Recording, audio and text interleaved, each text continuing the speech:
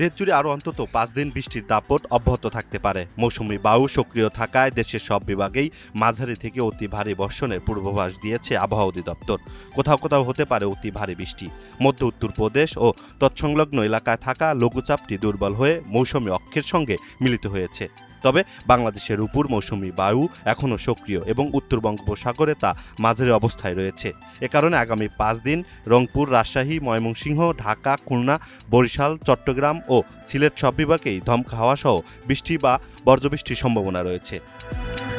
প্রতি সপ্তাহে সর্বোচ্চবার বিকাশ পেমেন্টে 50 জন হবেন পেমেন্ট চ্যাম্পিয়ন। জিতে নিন টিভি সহ আকর্ষণীয় সব প্রাইজ। এর ফলে শনিবার ও আজ রোববার প্রথম 2 দিনে রংপুর, ময়মনসিংহ, ঢাকা, চট্টগ্রাম ও সিলেট বিভাগের কোথাও কোথাও ভারী থেকে অতি ভারী বর্ষণের আশঙ্কা রয়েছে। সোমবার রংপুর, রাজশাহী, ময়মনসিংহ ও খুলনা বিভাগে মাঝারি থেকে অতি ভারী বৃষ্টি হতে পারে। মঙ্গলবার ও বুধবার দেশের বিভিন্ন এলাকায় ভারী বর্ষণের সম্ভাবনা থাকলেও দিনের তাপমাত্রা সামান্য বাড়তে পারে। তবে রাতের তাপমাত্রা প্রায় অপরিবর্তিত থাকবে। আবহাওয়া অধিদপ্তর জানিয়েছে 5 দিনের পরও দেশে বৃষ্টিপাতের প্রবণতা অব্যাহত থাকতে পারে।